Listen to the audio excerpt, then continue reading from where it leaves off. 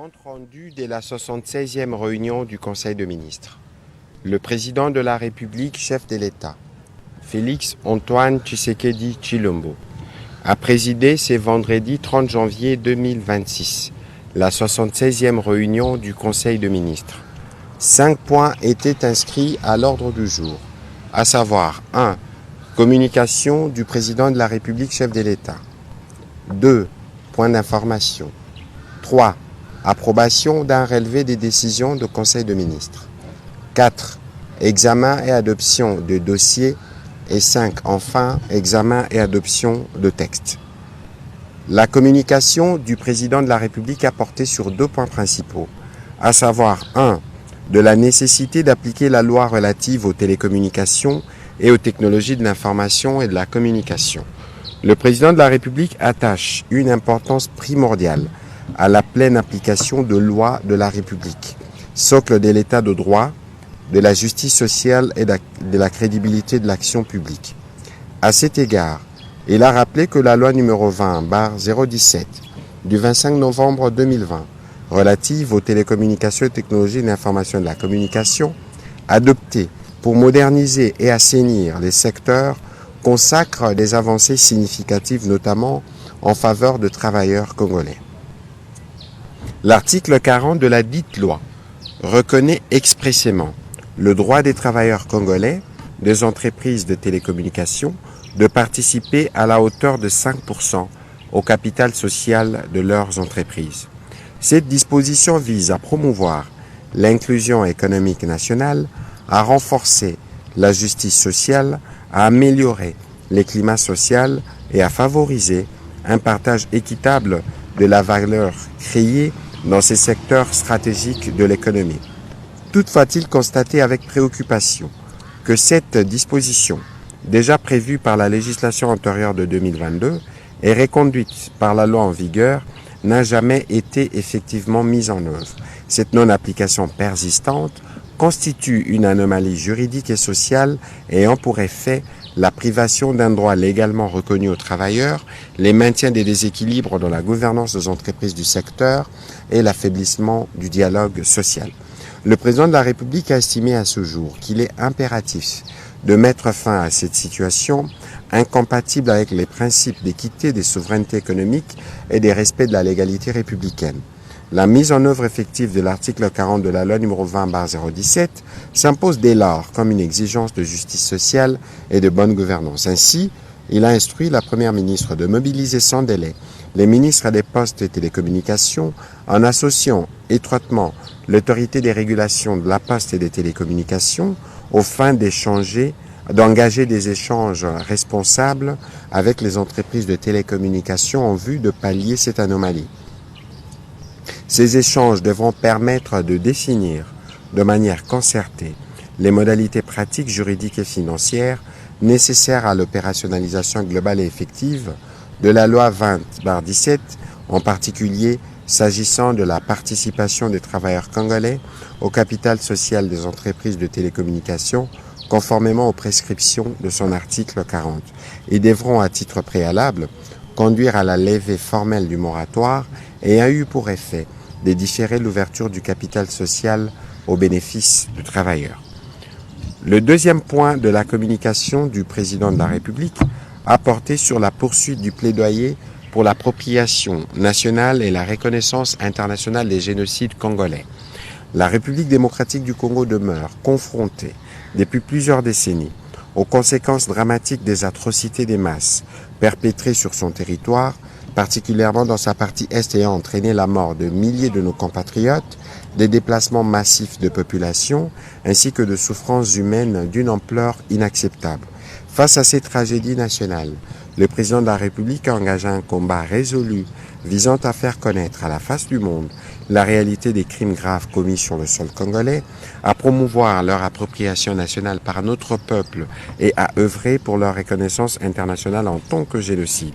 C'est dans ces cadres que lors de la 45e et de la 63e réunion du Conseil de ministres, il avait instruit le gouvernement de doter notre pays d'une stratégie nationale de plaidoyer sur la reconnaissance internationale des génocides commis sur notre territoire, l'existence effective de cette stratégie, élaborée grâce aux efforts conjoints du gouvernement sous la conduite du ministère des Droits humains, avec l'appui notamment de la CIAVAR et du FONAREF et d'autres acteurs nationaux engagés, est un pas important.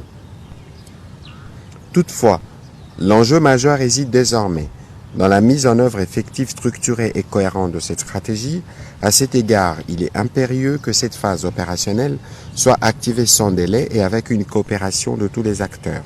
À cet effet, le président de la République a engagé le gouvernement, sous la coordination de la Première ministre, à mobiliser les ministres des Droits humains, le ministre de la Communication, médias et porte-parole du gouvernement, ainsi que l'ensemble des institutions et acteurs concernés, afin de conduire ces plaidoyers dans un cadre pleinement coordonné, garantissant la cohérence des messages, l'alignement diplomatique et l'efficacité de l'action au niveau national, régional et international.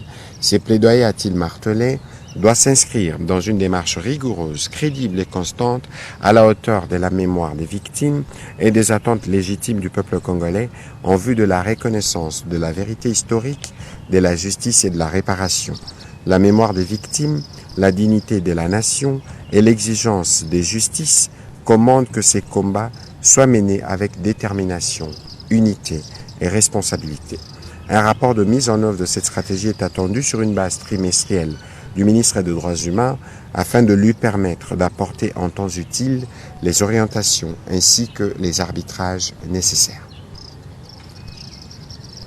Dans la suite de la communication du président de la République, la Première ministre et chef du gouvernement est revenue sur les conclusions de la réunion du comité de coordination du programme de développement local de 145 territoires. Cette réunion qu'elle a présidée a permis aux membres du dit comité de dresser un état des lieux du programme, d'évaluer les besoins financiers pour finaliser la mise en œuvre de la deuxième composante du volet 1, ainsi que pour les volets 2 dont l'exécution nécessite des études de faisabilité, de faire une analyse des contraintes structurelles, ainsi que des perspectives du PDL 145 territoires. Face à cette situation de ralentissement observée, et en réponse à l'ambition clairement exprimée par le président de la République, la Première ministre a évoqué l'impératif d'accélérer l'achèvement de l'ensemble des infrastructures prioritaires durant cette année. L'objectif est que chaque territoire rural puisse bénéficier sans délai des dividendes de l'action publique. Il est donc urgent de mobiliser les fonds nécessaires en garantissant une mise à disposition régulière des financements pour l'exécution des travaux. Elle a épinglé les actions prioritaires à réaliser en 2026, lesquelles visent à assainir les contrats défaillants, réviser les modalités d'exécution, tout en intégrant les contraintes sécuritaires et logistiques, de renforcer la gouvernance en instaurant davantage de rigueur, de transparence et de redevabilité, et intensifier les missions de contrôle et suivi sur le terrain, accélérer les réformes et prioriser les chantiers structurants. Au regard de ces priorités, et face aux défis entravant la bonne exécution de ce programme, la Première ministre a chargé chaque membre du gouvernement concerné, selon ses attributions comme suit, au ministre d'État, ministre du Plan et de la Coordination de l'aide au développement, en collaboration avec les ministres des Finances, d'organiser d'ici fin février 2026 des missions conjointes, des suivis et d'évaluation du programme avec les ministères sectoriels concernés dans le but d'harmoniser les données transmises par les agences d'exécution et les conseils spéciaux du président de la République en charge du programme PDL. Au vice-premier ministre, ministre de Transport, au ministre d'État, ministre du Plan, au ministre d'État, ministre du Développement rural, ainsi qu'au ministre des Infrastructures et Travaux publics, de mettre à jour la cartographie des routes prioritaires et des voies d'accès pour la mise en œuvre du PDL 145 territoires. Aux experts du ministère du Plan et de la coordination de l'aide au développement, ainsi qu'aux autres ministères sectoriels concernés, d'organiser rapidement une réunion en vue de rationaliser les projets, notamment celui du programme d'action du gouvernement 2024-2028, en cohérence avec les programmes de développement local de 145 territoires.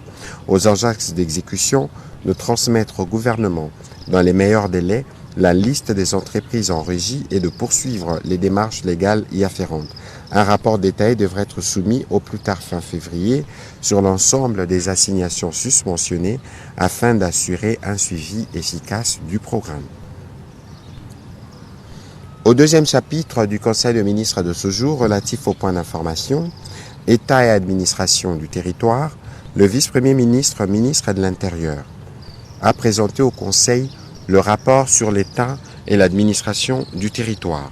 Au cours de la semaine qui s'achève, l'état d'esprit de la population a été notamment marqué par une large satisfaction de l'opinion consécutive à l'inauguration des nouvelles infrastructures de l'Université des Kananga Inikan et de la direction provinciale de la Direction générale des impôts, arborant ainsi la détermination et la volonté du président de la République dans la modernisation des infrastructures publiques.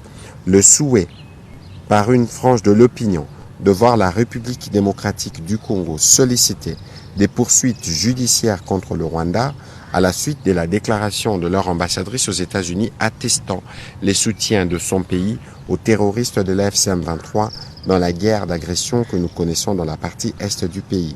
Au plan politique, le Conseil a été informé de la décision unanime du bureau de l'Assemblée provinciale du Congo central d'autoriser l'instruction contre le gouverneur de province pour un présumé détournement, et ce, à la suite d'une réquisition du procureur général près la Cour de cassation. L'autre information portée à la connaissance de membres du gouvernement, c'est la publication le 27 janvier 2026 par la CENI du calendrier de l'organisation de l'élection du gouverneur et vice-gouverneur de la province du Sankuru dans les scrutins fixés au 24 mars 2026. Sur un autre volet, l'atelier consacré à l'initiative Système d'alerte précoce pour tous s'est tenu le 28 janvier 2026 à Kinshasa sous la direction de la Première ministre en présence du représentant spécial du secrétaire général des Nations Unies pour la réduction du risque de catastrophe. L'objectif était d'élaborer avec le partenaire technique et financier une feuille de route nationale du système d'alerte précoce pour tous afin de mieux protéger les populations, renforcer les capacités d'anticipation et de réduire les pertes humaines et matérielles et de renforcer la résilience du pays. À travers cette étape stratégique pour améliorer l'anticipation de catastrophes, le gouvernement réaffirme sa détermination à renforcer la protection des populations face aux risques de catastrophes sur l'ensemble du territoire national. Sur un autre chapitre, le VPM intérieur a informé le Conseil de la tenue imminente de la première réunion du Comité national de pilotage de mise en œuvre et du suivi des réformes institutionnelles. Bien que ces comités aient été juridiquement institués et administrativement lancés, son installation effective n'a pas encore eu lieu, limitant ainsi la capacité opérationnelle du ministère ayant dans ses attributions les réformes institutionnelles à assurer la cohérence, l'alignement et l'impact des actions engagées dans différents secteurs de l'administration publique. Cette première réunion du Comité national marquera ainsi un tournant décisif pour son implantation dans la gouvernance de réformes institutionnelles en République démocratique du Congo. Toujours sur ces chapitres sécuritaires, le vice-premier ministre, ministre de la Défense nationale et ancien combattant, a présenté la situation sécuritaire et opérationnelle sur les différents fronts, principalement dans le nord et le sud Kivu et en Ituri, où les forces armées de la République démocratique du Congo maintiennent leur position et protègent la population et leurs biens face aux attaques de la coalition RDF-M23 AFC. En Ituri, les miliciens de la CRP Zaïre de Thomas Lubanga sont actuellement en perte de vitesse en territoire de Djougou grâce aux offensives des unités des FARDC qui ont également renforcé la traque contre les ADF MTN en territoire d'Urumu. Dans la partie ouest du pays, la sensibilisation au processus de désarmement et de démobilisation se poursuit sous la conduite du ministre délégué en charge des anciens combattants qui enregistre des résultats positifs avec la réduction et la remise des armes de quelques éléments Mobondo. Évolution de la situation récente sur les marchés d'échange ainsi que de biens et services. Le gouverneur de la Banque centrale, intervenant comme invité au conseil de ce jour, a brossé les derniers développements de la conjoncture économique du pays. Il a indiqué que le contexte économique intérieur a été marqué par une stabilité du rythme hebdomadaire de formation des prix, tandis que le marché de change a affiché des évolutions contrastées entre le cours indicatif et parallèle. Au cours de la 4e semaine de janvier 2026, le taux d'inflation hebdomadaire s'est établi à 0,16% contre 0,15% la semaine précédente, portant les cumuls annuels à 0,83%. En glissement annuel, le taux d'inflation s'est établi à 2,29% contre 11,7% à la période correspondante de 2025. Sur les marchés d'échange, il a été fait mention du bon comportement du franc congolais qui, par rapport à fin décembre 2025, a connu une légère dépréciation à l'indicatif et une appréciation au parallèle. En rythme hebdomadaire, les cours mondiaux des principaux produits de base intéressant l'économie congolaise se sont globalement bien comportés. Le gouverneur de la Banque centrale a réitéré ses recommandations pour le maintien d'une coordination étroite entre les politiques monétaires et budgétaires afin de préserver la stabilité macroéconomique et le pouvoir d'achat intérieur et l'accélération du processus de mise en œuvre des réformes structurelles visant à diversifier la base productive. Au chapitre de la santé, sur la situation épidémiologique, le ministre de la Pêche et l'Élevage, faisant l'intérim du ministre de la Santé publique, a présenté au Conseil la situation épidémiologique du pays. En ce qui concerne le choléra, une tendance à la baisse a été observée au cours de cette semaine où le nombre des nouveaux cas est passé de 1811 à 1688 cas suspects dans ces décès, soit une létalité de 0,4% contrairement à la précédente semaine épidémique. Kinshasa a enregistré 170 cas suspects et 4 décès. 55 malades actifs sont pris en charge dans les centres de traitement. Les actions de riposte se poursuivent.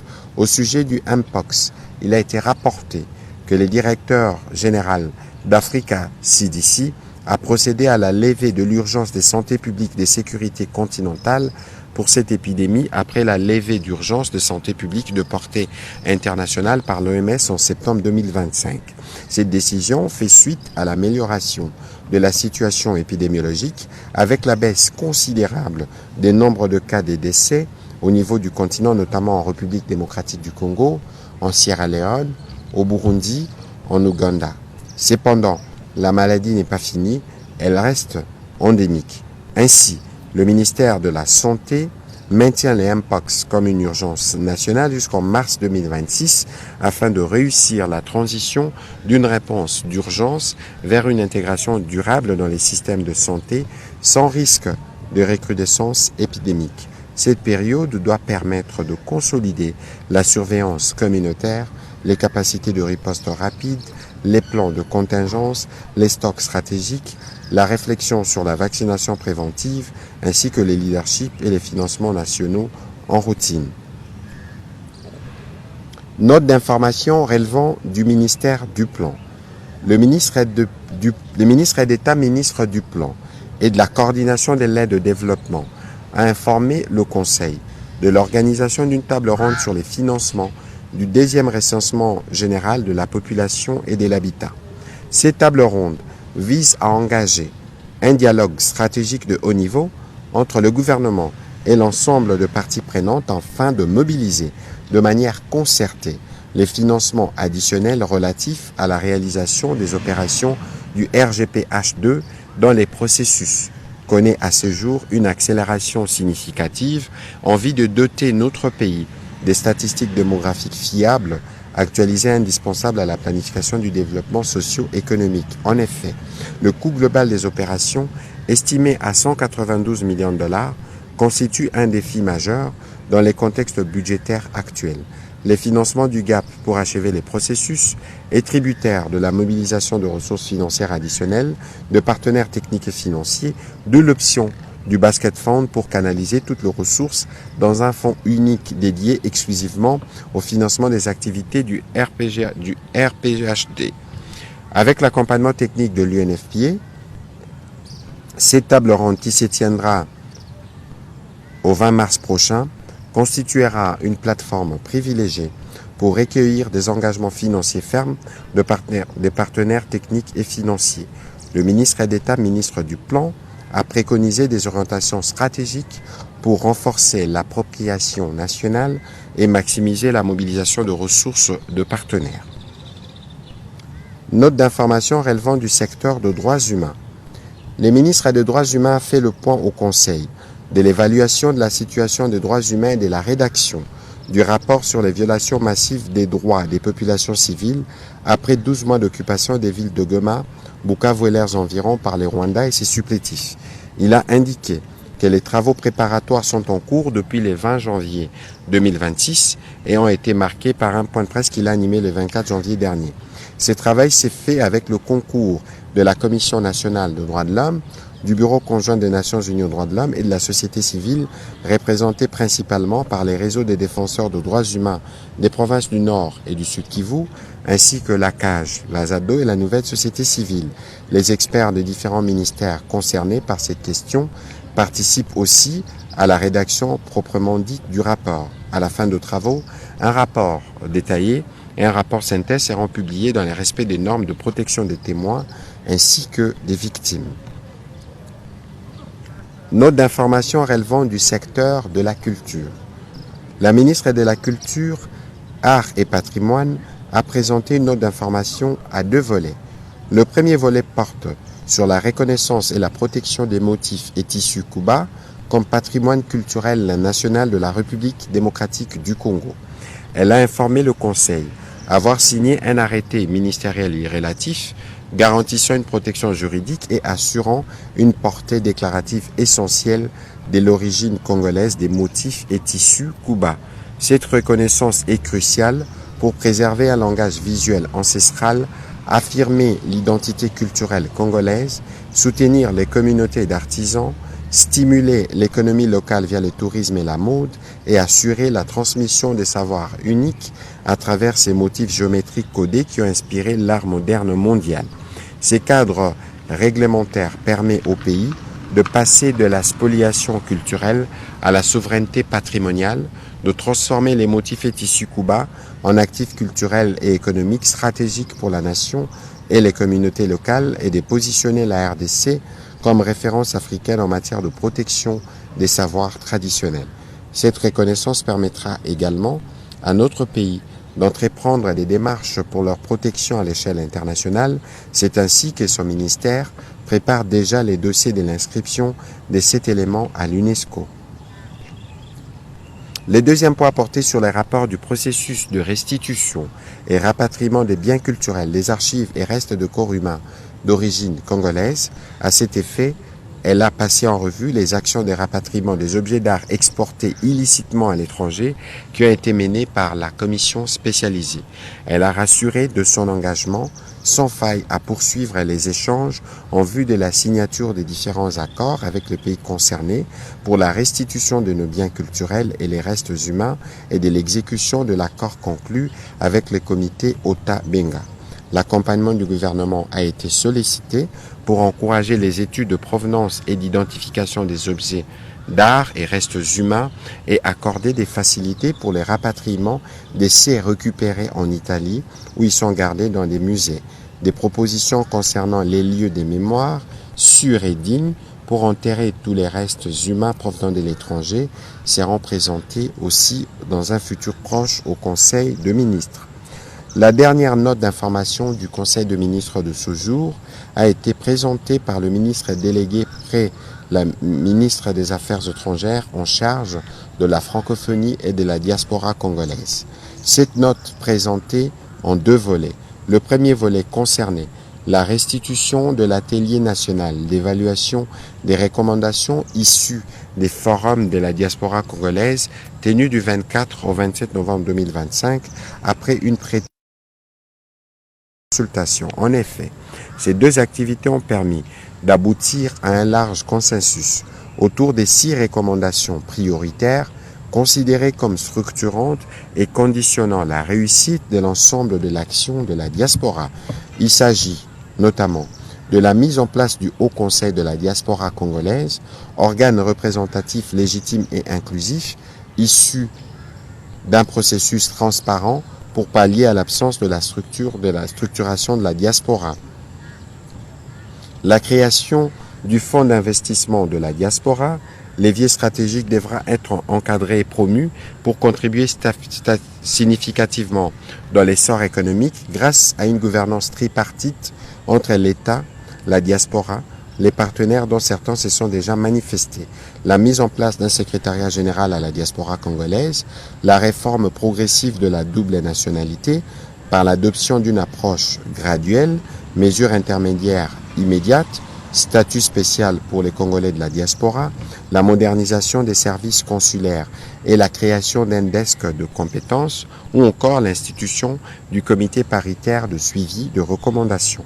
Afin d'assurer l'adhésion nationale et l'implication effective de la diaspora, l'atelier a recommandé le lancement immédiat d'une phase d'appropriation matérialisée par une tournée internationale de sensibilisation intitulée Diaspora, cap sur l'action. Le deuxième volet de sa note portait sur notre stratégie diplomatique et enjeux liés à l'élection à la tête de l'Organisation internationale de la francophonie. Au regard des échéances du 15 juin 2026 pour les dépôts de candidatures, de novembre 2026 pour l'élection du secrétaire général de cette organisation, il a passé en revue les actions engagées jusque-là et celles en perspective, tout en formulant des recommandations pertinentes visant à permettre à notre pays d'assumer pleinement son leadership au sein de cette organisation, donc la francophonie. Ainsi donc, la République démocratique du Congo présentera un candidat au poste de secrétaire général de l'Organisation internationale de la francophonie. Au troisième chapitre du Conseil de ministres de ce jour, relatif à l'examen et à l'approbation d'un relevé des décisions, les membres du Conseil ont approuvé le relevé des décisions prises lors de la 75e réunion ordinaire du Conseil de ministres du vendredi 23 janvier 2026. Au quatrième chapitre du Conseil de ministres de ce jour, relatif à l'examen et à l'adoption des dossiers, 2 dossiers ont été présentés par la ministre de l'Enseignement supérieur, universitaire, recherche scientifique et innovation. Le premier portait sur les points d'action urgents de son secteur et directives données aux établissements publics et privés pour la rentrée académique 2025-2026. Elle a évoqué comme action urgente la consolidation du système LMD par l'application intégrale de ces 3 cycles constitutifs, licence, maîtrise, doctorat, le renforcement de la rigueur dans la gestion des établissements et centres de recherche, l'exigence de la performance dans toutes les institutions de l'enseignement supérieur, universitaire, recherche scientifique et innovation, l'équité, inclusion et soutien aux étudiants, ainsi que les appuis attendus du gouvernement. Pour la réussite effective de cette rentrée académique et la pérennisation des réformes initiées dans le sous-secteur, il a été envisagé de mener plusieurs actions, parmi lesquelles l'évaluation des différents contrats, des partenariats conclus dans le cadre de la numérisation de l'enseignement supérieur, les renforcements des capacités managériales des nouveaux membres des comités de gestion avec l'accompagnement du Sénarec, la standardisation de structures organiques des établissements et centres de recherche afin d'assainir les fichiers du personnel, de fixer les effectifs, de maîtriser les budgets et rémunérations et partant d'améliorer les conditions salariales du personnel, l'accélération du processus de la mise à la retraite du personnel éligible, l'opérationnalisation de la couverture maladie pour l'ensemble du personnel du secteur, les respects des engagements du gouvernement dans les cas des accords de Bibois ou encore l'organisation de la remise des insignes de grands chanceliers des universités et instituts supérieurs au président de la République. Le deuxième point a porté sur l'urgence nationale sur la spoliation des concessions de l'Institut national pour l'étude et la recherche agronomique INERA Kipopo-Yangambi. Elle a alerté que le patrimoine scientifique de l'INERA, pilier de la biodiversité nationale, est aujourd'hui en état de siège. Ces constats alarmants font état notamment des spoliations massives de plus de 700 hectares qui ont été illégalement soustraits pour chacun de ces sites, des violences et tortures dont font l'objet les chercheurs et agents de l'INERA, de la part de prédateurs identifiés, l'implication de certains hauts gradés des forces armées de la police qui font preuve de complicité. Face à cette situation, la ministre de l'Enseignement supérieur a sollicité du Conseil la mise en place d'une commission interministérielle de crise coordonnée par la primature et impliquant les ministères régaliens avec notamment pour mission prioritaire la notification des déguerpissements sans délai pour les occupants et la démolition des constructions anarchiques érigées sur les parcelles expérimentales stratégiques, le bornage et la délimitation physique, l'audit scientifique pour évaluer l'ampleur des dégâts sur les essais chronologiques, les déclenchements des poursuites administratives et judiciaires contre toutes les personnalités impliquées dans la spoliation et la destruction du patrimoine de l'INERA. Évidemment, les mesures vont commencer par la suspension immédiate de toute transaction foncière et l'annulation des pleins droits de tous les certificats d'enregistrement émis frauduleusement sur ces sites.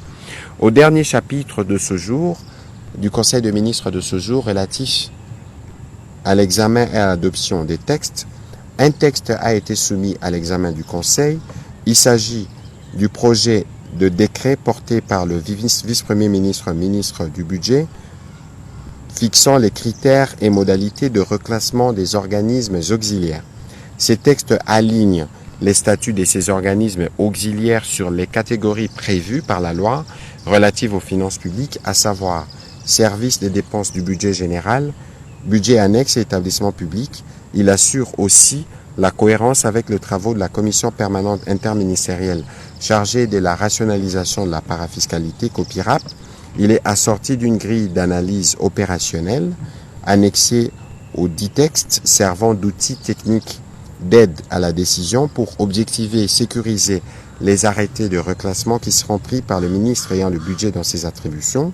Le vice-premier ministre, ministre du budget, a précisé que l'adoption de ces textes contribuera à renforcer la gouvernance budgétaire, la transparence des finances publiques et la maîtrise de la parafiscalité. Après débat et délibération, ces projets de décret a été adopté moyennant amendement. Commencé à 13h59, la réunion du Conseil des ministres a pris fin à 16h59. Je vous remercie.